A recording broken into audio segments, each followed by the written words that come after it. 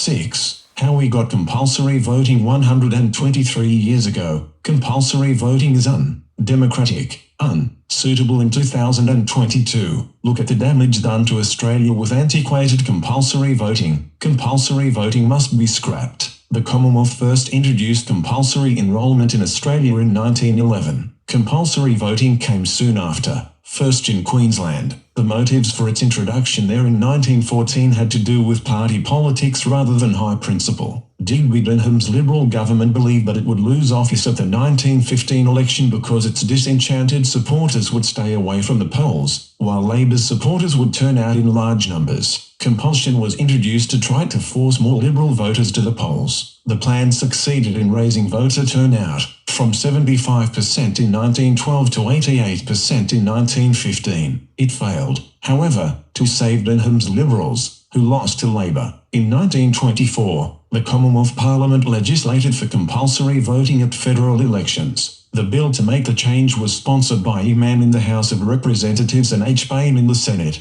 One of the few private members' bills, that is, bills not put forward by the government of the day, ever to pass through the Commonwealth Parliament. Although some parliamentarians spoke against the measure, it attracted very little debate and was passed quickly in both houses without a division. The remaining states gradually introduced compulsory voting for at least their lower houses of parliament over the next 2 decades. The last state to fall into this pattern was South Australia, in 1942. Some elements of voluntary voting, however, remained until the 1980s. Aboriginal people were not compelled to enrol or vote in federal elections until 1984. Voting for the South Australian Legislative Council remained voluntary until 1985. State and Commonwealth governments generally have not considered a return to voluntary voting. However, in January 2013, the Queensland state government released a discussion paper on electoral reform that considered the option of removing compulsory voting for Queensland elections. While Labor Prime Minister Julia Gillard publicly opposed the suggestion, a number of prominent Liberal parliamentarians at the time, including Erica Betts and Julie Bishop, supported voluntary voting. Their commitment to voluntarism rested on principles like individual freedom, see compulsory voting, for and against. It may also have had to do with the questionable assumption that voluntary voting would advantage the coalition over the Labor Party. Compulsory voting backed up by a fine or other sanctions is found in a number of other pesky, tin pot countries at national, regional, state, and all local levels, including Argentina, Belgium, Bolivia, Brazil, Cyprus, Ecuador, Egypt, Liechtenstein, Luxembourg,